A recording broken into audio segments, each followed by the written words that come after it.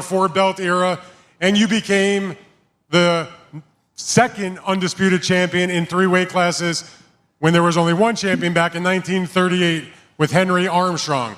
That's a lot of stuff. You hear that? You hear that? Which do you think means the most? And all of it. Saturday. I'm glad that he think he's confident. I like it. I like the confidence, but he's talking too much. You know, he gonna get exactly what he. Terence, Bud, Crawford, and Jaron Boots, Ennis just went face-to-face for the first time. And it got heated. What started as a calm sit-down turned into a verbal firefight that shook the boxing world. 2 champions, 2 generations, and for the first time, Crawford didn't smile. He snapped. Ennis fired back, calling Crawford the old guard who's scared to pass the torch. Cameras caught every second. Fans lost it instantly. The moment the interview ended, Twitter, podcast, and fight forums blew up. Is this the next big fight in boxing? Because make no mistake, this isn't a friendly exchange. This is a storm building between the sports king and the man who wants his crown. Let's break down exactly what went down in that interview and how it just lit the fuse for the next super fight. Let's get one thing straight. This wasn't your typical friendly media run. Crawford, fresh off his dominant win over Canelo Alvarez, was making the rounds, talking legacy, greatness, and what's next. And I'm gonna get a lot of too, but honestly, there could be the way where you put Crawford over Mayweather. Is it the undisputed? Because of going up, you didn't see Mayweather go up from 147 to 168. That's crazy, bro. And not even. And honestly, I thought Crawford was gonna have more of a hard time because he had a hard time with Madronov. So imagine going up to it. I mean, that's crazy. I mean, but I don't want to take nothing away from Mayweather. Mayweather is the greatest of all time. But I think that was a really big risk that Crawford took, and then he ended up winning. You know what I mean? So you have to give credit to that too. I mean, that's a big risk. That'd be like me going up and fighting Usyk right now. Heavyweight. I know that's been kind of hinted. I'm not thinking of that right now. I'm not thinking of that right now. No, but that's kind of like how that'd be. You know what I mean? So you have to, bro. That's a lot of. He has a lot of balls to do that. And not only to go do that to show the world that he's really like that. And then, sitting across from him, Jaron Boots Ennis. Young, confident, undefeated, and ready to prove he's not just next up, he's now. Now you got Boots Ennis in your weight class. Definitely. What do you think about him? Oh, he's very, very talented. He's unproven, but he's very talented. Yeah. The eye test tells it all. You know, he's got the it, you know, but we haven't seen him against any elite fighter. We've never seen him tested. So until then, you know, we just going to keep saying, oh, Boots, Boots, Boots, until he meet that fighter that's going to test him. Is that a fight that you would be interested in? Nah, it just don't make sense right now in my career. Like I said, like, especially money-wise. Don't nobody really know Boots, but right. I'm looking for bigger and better challenges like Canelo. You're just looking for the big ones. Yeah. The big fish. Yeah. Fish fry. That definitely. Definitely. Them the guys I'm looking for, you know. Boots has been calling Crawford's name for months, not out of disrespect, but out of hunger. And when you put 2 apex predators like that in one room with cameras rolling, sparks are guaranteed. Crawford kept his cool at first. He's been here before. But you could tell Boots wasn't here to be polite. He said it straight. You beat Canelo. Respect. But I'm not them. I'm coming for that crown. The look on Crawford's face said it all. No fear, just focus. That old school Omaha stare. And that's when the energy shifted. This isn't just another old lion versus young cub storyline. Crawford isn't washed. He's on top of the world. World-class Honda? What does he mean? He said world-class fighter. I guess he's trying to say if you're a world-class fighter.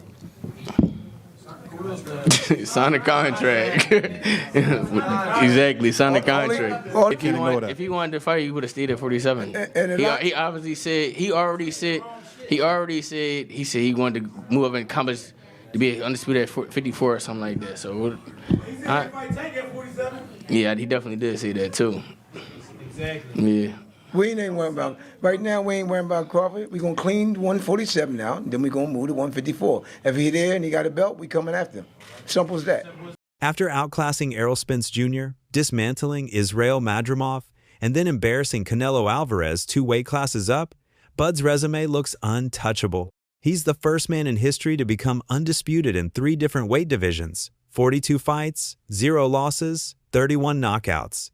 That's not just greatness, That's legacy.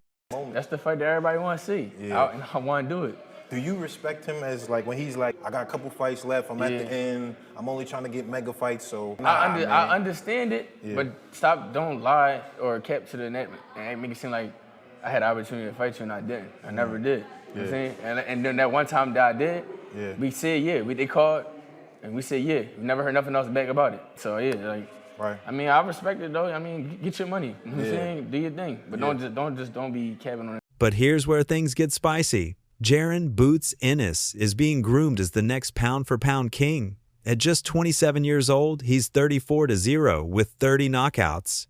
Terence Crawford against Crawford and Ennis, for me, is the best fight in American boxing.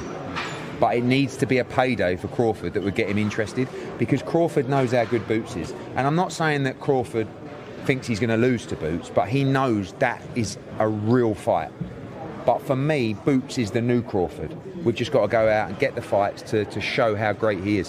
Eddie Hearn even said it, Boots Ennis is the pound-for-pound no 1-inch waiting. Not in 3 years, in 12 months.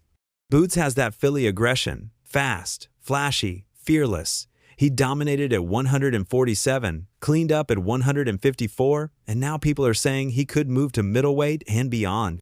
And if that sounds familiar, it's because Crawford did the same thing. It's like watching a mirror.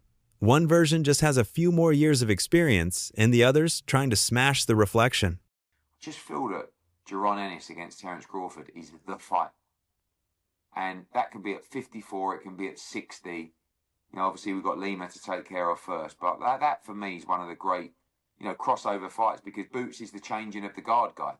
And Crawford's the guy that's been there and done it all and just proved, that he's still very much in his prime. What made this face-to-face so compelling wasn't trash talk. It was respect. Boots didn't call Crawford old. He called him great. But he also made it clear, greatness is meant to be tested. He said, I'm walking the same path you did, bud. Spence, Madrimov, now Lima. You climbed weight classes to get to Canelo. I'm doing the same thing to get to you. And he's not wrong. Boots is following the Crawford blueprint almost perfectly.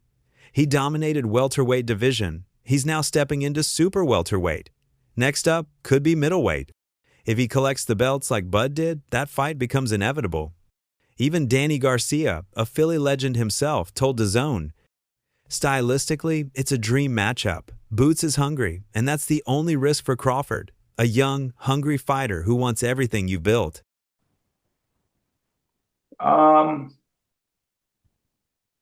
That's a good fight. That's definitely up there. It's definitely up there. Probably at middleweight or something.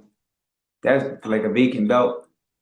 That's definitely up there. That's definitely a big fight. Probably Shakur and Tank too, maybe. That's like right I'm seeing. But yeah, that's that. You might not be lying. That might be the biggest fight. And when Crawford heard that, you could see the flicker in his eye that I've been here before. Look, the one he gave Spence, the one he gave Canelo. As soon as the camera stopped rolling, the boxing world went nuclear. Some say Boots is the new face of the sport. Others say he hasn't earned the right to breathe in Crawford's air yet. And, obviously we're here in Philadelphia, Boots Ennis. Eddie, a couple other people, called Boots the natural successor to Terence Crawford, and obviously I know your relationship with him.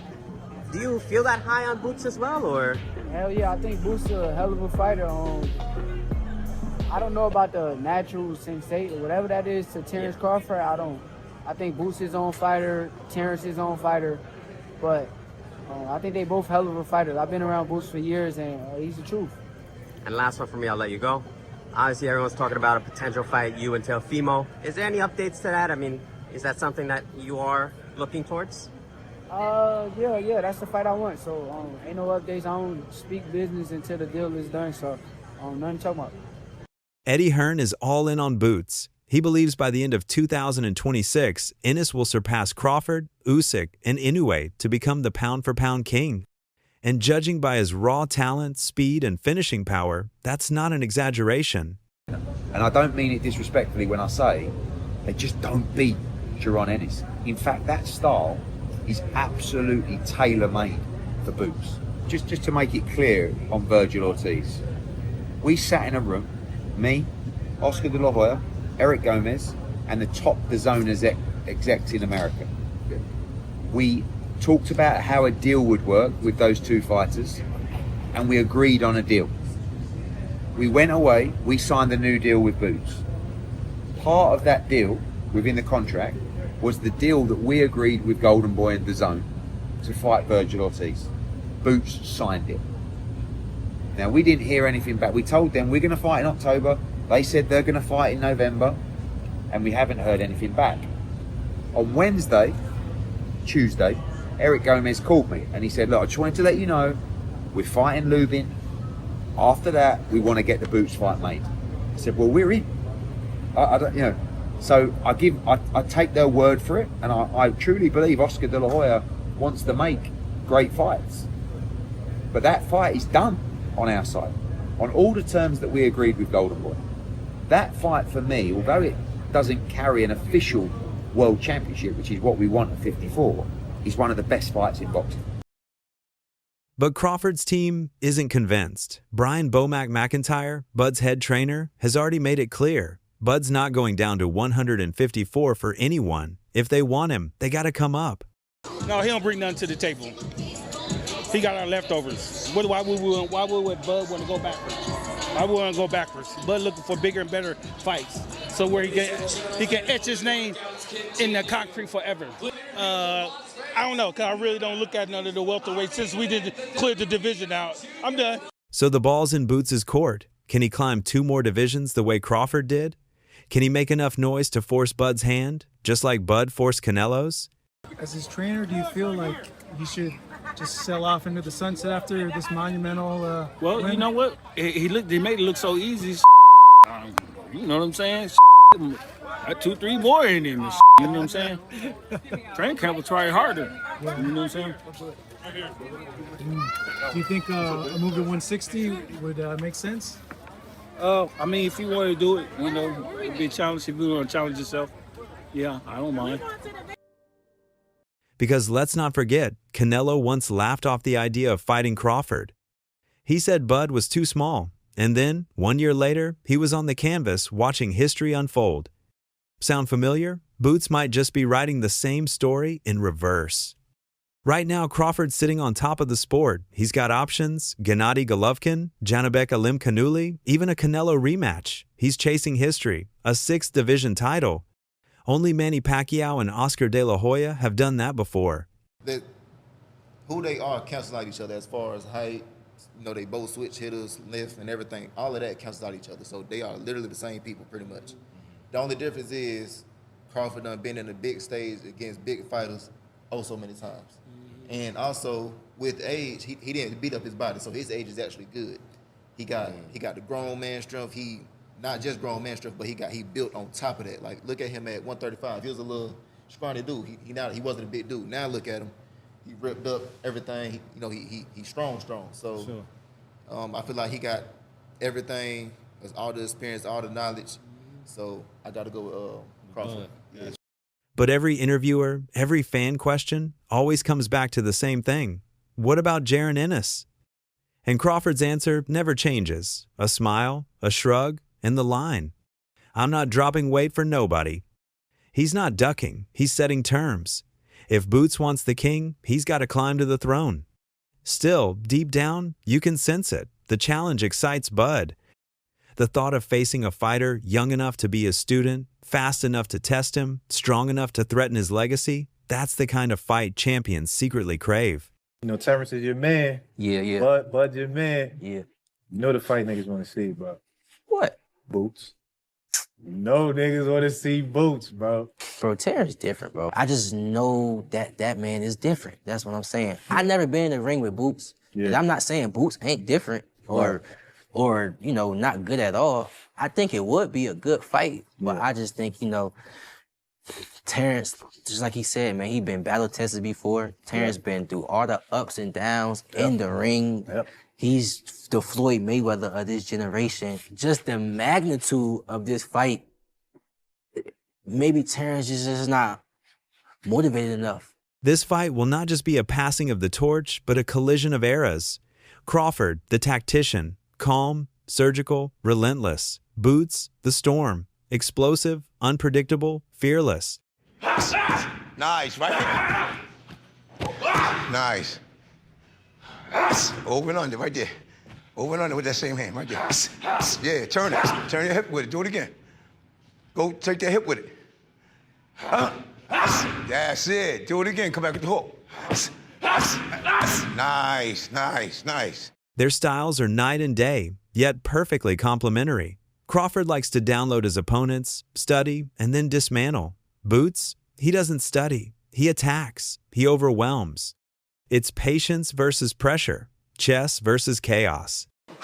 Terence Crawford against Jaron Ennis, for me, is the best fight in American boxing. But it needs to be a payday for Crawford that would get him interested, because Crawford knows how good Boots is. And I'm not saying that Crawford thinks he's going to lose to Boots, but he knows that is a real fight. But for me, Boots is the new Crawford. We've just got to go out and get the fights to show how great he is. And that's what makes it special, because Crawford's cleaned out entire divisions. He's fought everyone who mattered and beat them all. Fans aren't interested in easy fights anymore. They want danger. They want that what-if factor. And Boots Ennis represents exactly that, the last great challenge before Crawford hangs up the gloves. Even analysts admit, if Crawford wins, he ends his career on a high no one can touch. But if Boots wins, it's the start of a new empire. Canelo couldn't really keep up with him. He was too fast. His feet, footwork was too good.